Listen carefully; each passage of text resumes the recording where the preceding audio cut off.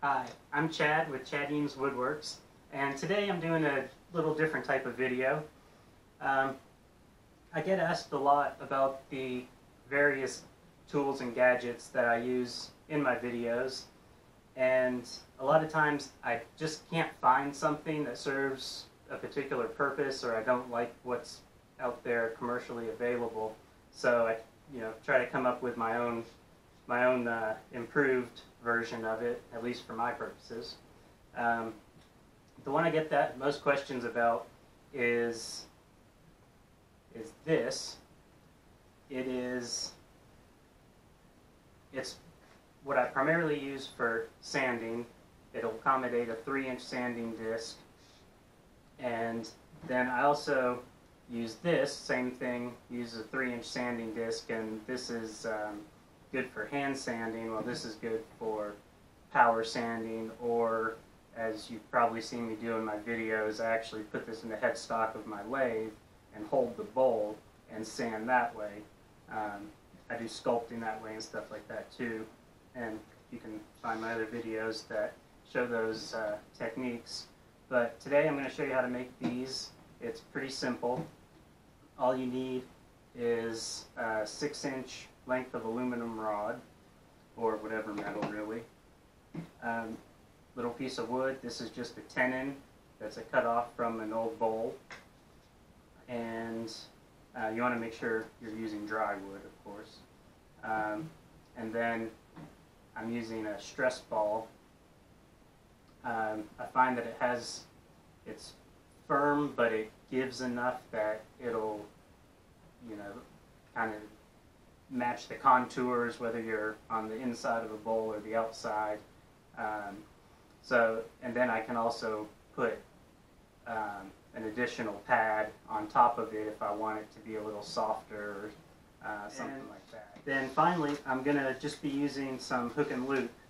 It's got adhesive backing on it. I think these are 4-inch strips. I buy it in 3 or 4 foot lengths, and it's handy to have around, and it works perfectly to make any size of sanding arbor that you could want. I have some. You can make them 2-inch. I'm making the 3-inch today, and let's get started. The first thing we're going to do is cut this ball in half, and I'm just going to follow the seam around it. Just use a utility knife and with a new blade.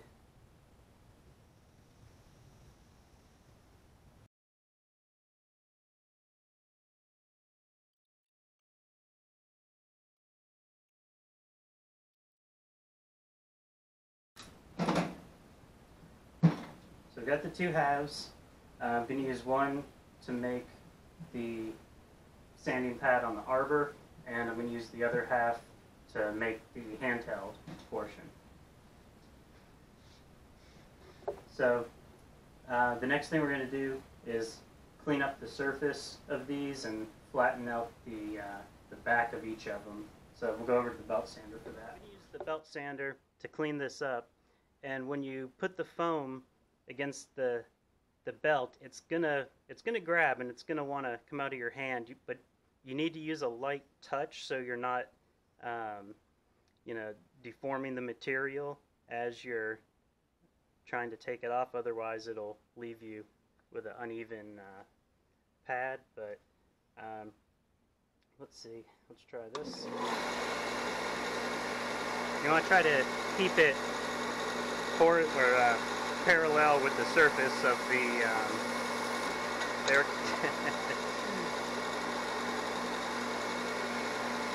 Might take a few tries.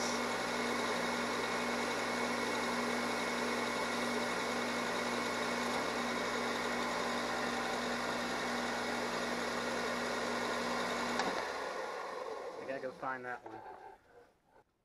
So I recovered the pad from behind the bench here and put a board up here to hopefully avoid that again. So I'm going to just keep working this down. I want to I want to take off maybe another ½ inch or so and flatten out that side as well.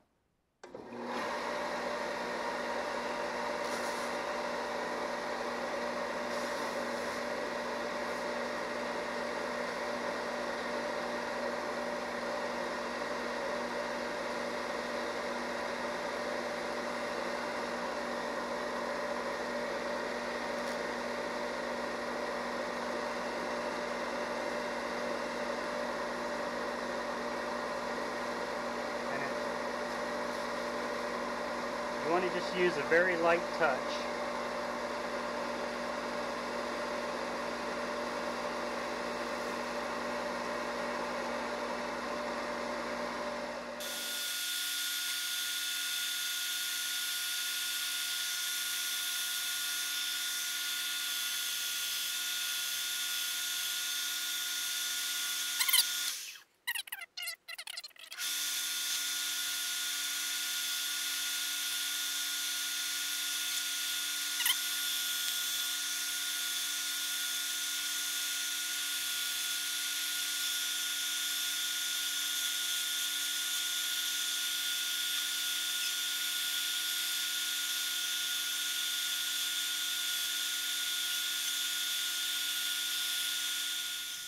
Our two pads are ready now, so I'm just going to set those to the side for the moment, and we're going to drill a hole in this tenon to accommodate the aluminum rod. I'm using a 3/8 inch rod here, so let's go to the drill press.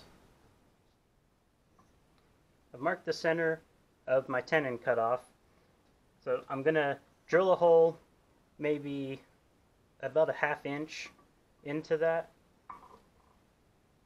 And I'm just using a 3/8 inch drill bit, same as the aluminum rod I'm using.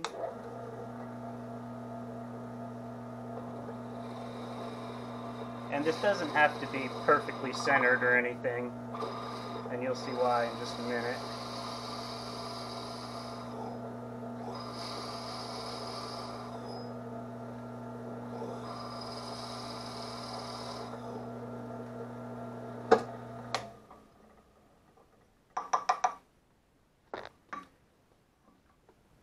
The next step will be to, I'm going to use a 2-part epoxy and epoxy the rod inside of our little tenon there.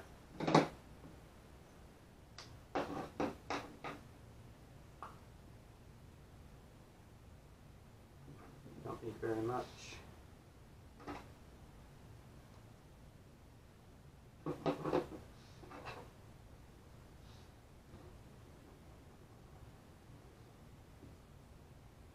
And this is 5-minute epoxy, and I find that it's handy for a lot of things. I usually keep several tubes of it around. Just mix it up real good. And actually one last thing is I'm just going to rough up the end of this so it gives the epoxy something to grab onto.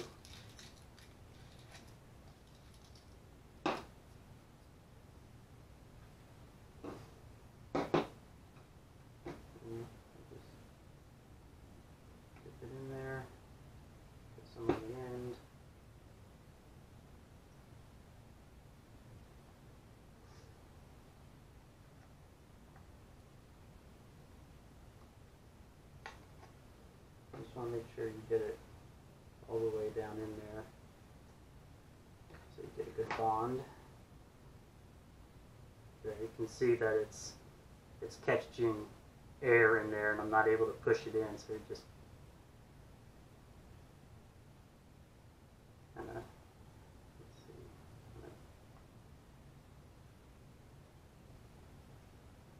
there it goes.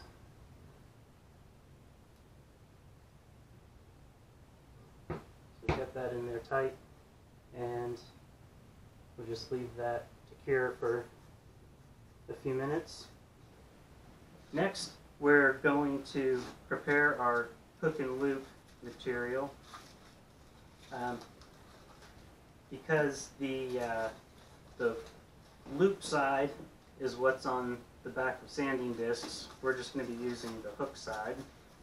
So that's kind of the coarser, more plasticky side as opposed to the softer, fuzzier side.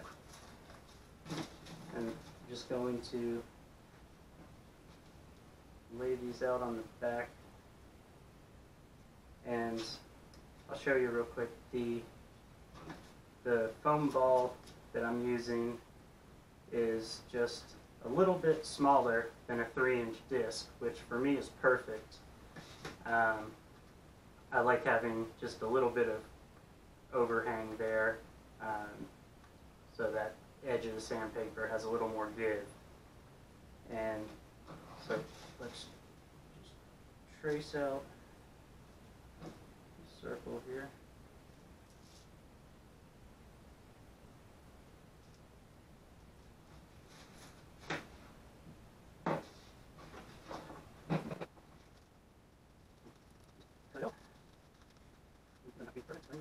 Actually, some of these become, I'll just put squares over one and focus on.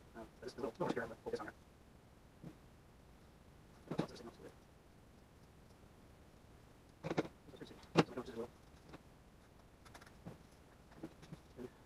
Make sure, see if my piece is a little more, the size a little parallel together. Okay. Just really see, do it. Really quiet. And put some pressure on it, make sure it's on there really good. Just do that again for this one.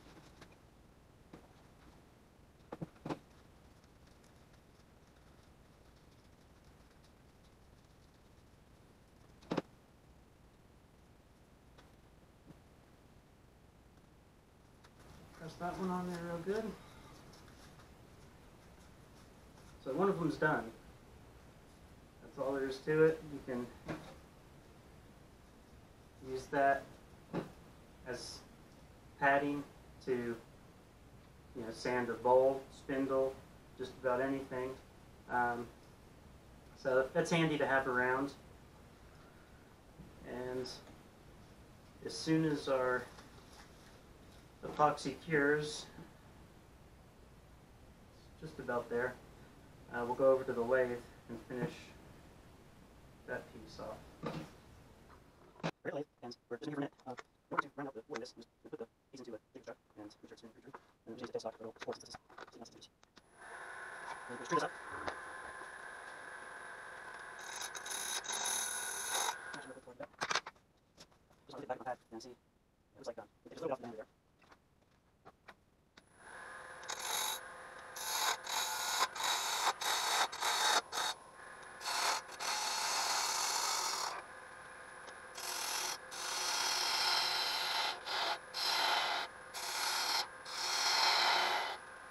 Well, the fixing flat, so just put straight on there. Don't get right.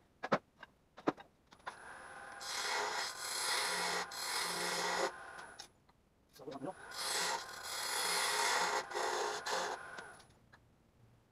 Almost there.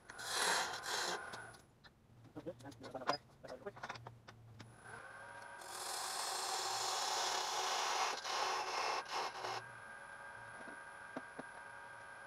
And we'll check out this back corner as well, to make it a little streamlined and don't get bolted and get into tight spaces.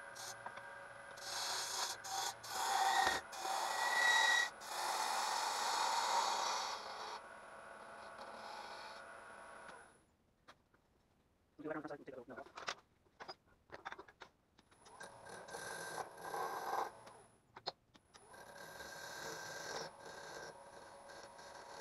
Oh, here it is. Flat. Just a little bit too big. Not more of it. Bring this back up.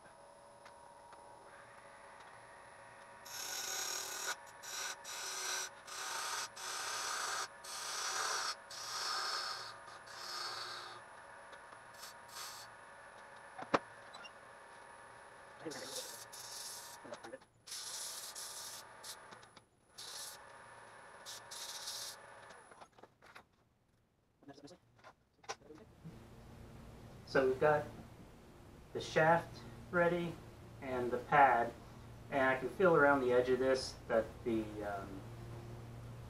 hook and loop material is sticking out some, so I'm going to trim it back. And then Then we're going to deposit it onto the end of our turn piece there. Alright, that's good. Okay. So those match up nicely.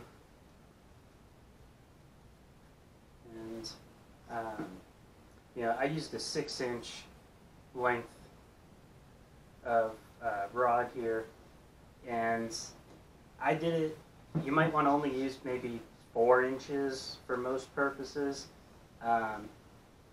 Since I've already got one that's a little smaller, I wanted one that was a little bit longer because there's a few places I can't get this one, and it's also going to be a little less bulky.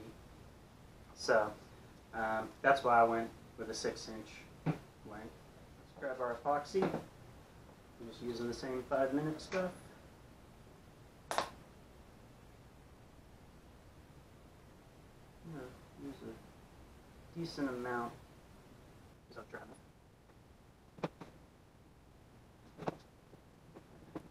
Good. So I'm going to cook. Get all around edges. It tends to come apart around the edges, so make sure you get your epoxy all the way up into the center of the edge. So you're making sure there's some right on that as well.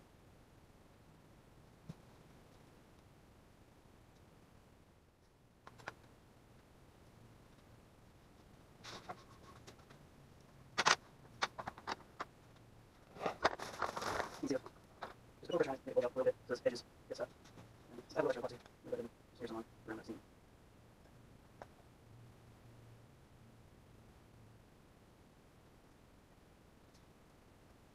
I'll do that for about maybe 10 minutes, inside the epoxy, I'll usually along that edge. This is pretty much our finished project.